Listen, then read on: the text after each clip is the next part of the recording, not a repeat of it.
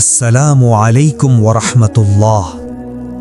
সে অনেক অনেক দিন আগের কথা। প্রাচীন বাগদাদের ব্যস্ততম সুগন্ধির বাজারে এক ধনী সওদাগরের নাম ছিল মুনসির আল কাসিম। দূর দূরান্তে তার নাম ছড়িয়েছিল কস্তুরী, উদ, অ্যাম্বার আর দামি আতরের জন্য।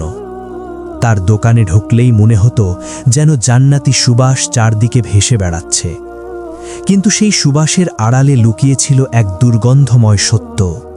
তার অন্তরে ছিল সীমাহীন লোভ, অহংকার আর প্রতারণা। মুনসির সবসময় হিসাব করত কিভাবে অন্য ব্যবসায়ীদের ঠকিয়ে মিথ্যা ওজনে পণ্য দিয়ে দাম বাড়িয়ে আরও সম্পদ জমানো যায়।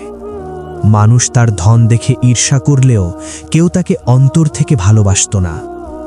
একদিন সন্ধ্যার পর বাজার ফাঁকা হয়ে এলে এক বৃদ্ধ দরবেশ তার দোকানের সামনে এসে দাঁড়ালেন। তার পোশাক ছিল ধুলোমাখা, কিন্তু চোখে ছিল এক অদ্ভুত প্রশান্তি। তিনি নরম কণ্ঠে বললেন, হে সওদাগর, দুনিয়ার সুগন্ধি ক্ষণস্থায়ী। এমন সুবাস সংগ্রহ করো যা কবরের অন্ধকারেও তোমার সঙ্গী হবে।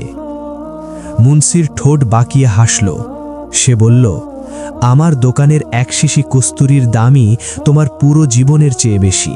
যাও, অন্য কোথাও নসিহত করো।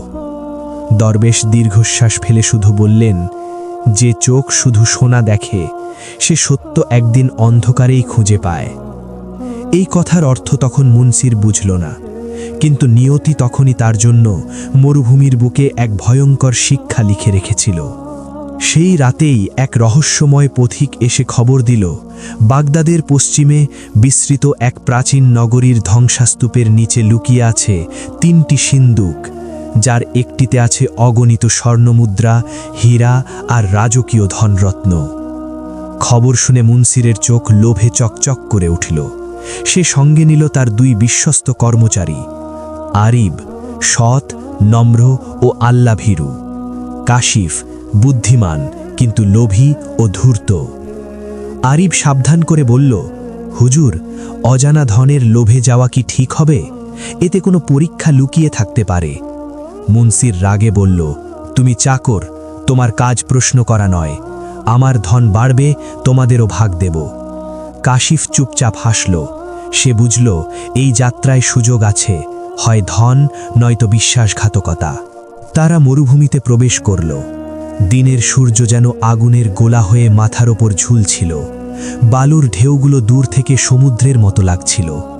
কয়েক ঘন্টা পর আরিব তৃষ্ণায় কাতর হয়ে বলল, হুজুর, একটু পানি দেন, গলা শুকিয়ে কাঠ হয়ে গেছে। মুনসির নিজের পানির মশক শক্ত করে ধরে বলল, এখনই পানি শেষ করলে পরে আমি বাঁচব কিভাবে? আরিব চুপ হয়ে গেল। কাশিফও কিছু বলল না, কিন্তু তার মনে জন্ম নিল ক্ষোভ। সন্ধ্যার দিকে তারা একটি মরীচিকা দেখল, দূরে যেন ঝলমলে পানির হ্রদ। আরিব বলল, এটা মরীচিকা, কাছে গেলে কিছুই পাওয়া যাবে না। কিন্তু মুনসির চিৎকার করে বলল, না, এ নিশ্চয়ই গুপ্তধনের পথের চিহ্ন। সে দ্রুত এগোতে লাগল। এই দৃশ্য গল্পের প্রতীক হয়ে উঠল। লোভ মানুষকে মরীচিকাকেও সত্য মনে করায়। অবশেষে তারা পৌঁছল এক ধ্বংসাস্তূপে। ভাঙা মিনার, ধুলোমাখা প্রাসাদ আর মাটির নিচে চাপা এক পুরনো সভ্যতার চিহ্ন। মাঝখানে একটি ঢিবি খুঁড়ে তারা পেল 3টি বিশাল সিন্দুক। প্রথম সিন্দুক খুলতেই দেখা গেল একটি পুরনো তসবি আর একটি চিরকুট। তাতে লেখা, যে অল্পে তুষ্ট সেই প্রকৃত ধনী। আরিফ ফিসফিস করে বলল, হুজুর, এটি আমাদের জন্য সতর্ক বার্তা। মুনসির ক্ষুব্ধ হয়ে বলল, ফকিরদের উপদেশ রাখার জন্য আমি মরুভূমি কাড়ি দেইনি। দ্বিতীয় সিন্দুক। এবার তারা পেল শুকনো রুটি, খেজুর আর 1 মশক ঠান্ডা পানি। আরিফ বলল, এটাই তো এখন আমাদের সবচেয়ে মূল্যবান নেয়ামত। 3 জন মিলে কিছুটা পানি খেল। মুনসিরও বাধ্য হয়ে বুঝল, যে জিনিসকে সে তুচ্ছ ভাবছিল, সংকটে সেটাই সবচেয়ে মূল্যবান। তৃতীয় সিন্দুক খুলতেই চারদিক ঝলমল করে উঠল।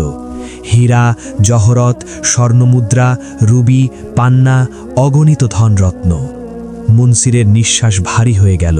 সে মনে মনে বলল, এই ধন একা আমার হলে আমি বাগদাদের রাজাদেরও ছাড়িয়ে যাব। ধনের ঝলক মুনসিরের অন্তরের সব ভালো বোধ নিভিয়ে দিল। সে কাশিফকে আলাদা ডেকে বলল, আরিফ বেশি সৎ, তাকে সঙ্গে নিলে ভাগ কমে যাবে। কাশিফ জিজ্ঞেস করল, তাহলে? মুনসির বলল, ওকে ফেলে যাই। কিন্তু কাশিফের মনেও একই লোভ। সে ভাবল, মুনসিরকে সরাতে পারলে সব ধন আমার। রাতে বিশ্রামের সময় মুনসির গোপনে পানিতে ঘুমের ওষুধ মিশিয়ে কাশিফকে খাইয়ে দিল। কাশিফ অচেতন হয়ে পড়ল। আরিফ সব বুঝে গেলেও সরাসরি কিছু বলল না। সে শুধু বলল, লোভের শেষ পথ কখনো আলোয় যায় না হুজুর।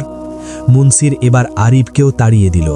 আরিফ কষ্ট নিয়ে দূরে সরে গেল, কিন্তু সম্পূর্ণ চলে যায়নি। সে দূর থেকে নজর রাখতে লাগল। মুনসির একাই উটের পিঠে ধন তুলে মরুভূমির পথে ফিরতে লাগল। কিন্তু কিছু দূর যেতেই আকাশ কালো হয়ে উঠল। শুরু হলো ভয়ঙ্কর বালু ঝড়। বালুর তীব্র আঘাতে তার চোখ জ্বলে উঠল। সে চিৎকার করল, বাঁচাও, আমি কিছু দেখতে পাচ্ছি না। ঝড় থামার পর সে বুঝল তার দৃষ্টিশক্তি চলে গেছে। চারদিকে শুধু নীরবতা, গরম বালু আর মৃত্যুর গন্ধ। ধনরত্ন ছড়িয়ে ছিটিয়ে গেল, উট পালিয়ে গেল। সে একা পড়ে রইল। তৃষ্ণায়, ভয়ে আর অনুশোচনায় সে কাঁদতে লাগল। হায়, যে পানির জন্য সঙ্গীদের বাঁচাইনি, আজ এক ফোঁটা পানির জন্য মরছি। মৃত্যুর প্রহর গুনতে গুনতে সে পরিচিত এক কণ্ঠ শুনল, হে সওদাগর, এবার কি সত্যের সুবাস অনুভব করতে পারছ? সেই বৃদ্ধ দরবেশ তার সামনে দাঁড়িয়েছিলেন। মুনসির কান্নায় ভেঙে পড়ল, আমাকে ক্ষমা করুন, আমার লোভ আমার চোখের আগে আমার অন্তরকে অন্ধ করেছে। দরবেশ বললেন, মানুষ যখন নেয়ামতকে তুচ্ছ করে, তখন আল্লাহ তাকে এমন অভাব দেখান যাতে সে সত্য চিনতে পারে। ঠিক তখনই আরিফ ফিরে এলো। সে মুনসিরকে পানি পান করালো, কাঁধে তুলে উটের কাছে নিল আর বাগদাদের পথে রওনা হলো। বাগদাদে ফিরে মুনসির সম্পূর্ণ বদলে গেল। তার চোখের আলো আর পুরোপুরি ফেরেনি, কিন্তু অন্তরের চোখ খুলে গেল। সে তার সঞ্চিত সম্পদের বড় অংশ গরিব, ইয়েতিম ও মুসাফিরদের মাঝে বিলিয়ে দিল। তার সুগন্ধির দোকান এখন শুধু ব্যবসার জায়গা নয়, মিসকিনদের জন্য সাহায্যের কেন্দ্র। প্রতিদিন সে সেই পুরনো তসবি হাতে নিয়ে বসে থাকত আর বলতো, দুনিয়ার কস্তুরী শরীরে সুবাস ছড়ায়, কিন্তু সন্তুষ্টি ও তওবা আত্মাকে সুবাসিত করে। বৃদ্ধ দরবেশের সেই কথা তার জীবনের শিক্ষা হয়ে রইল। লোভ মানুষের চোখ নয়, অন্তরকে অন্ধ করে।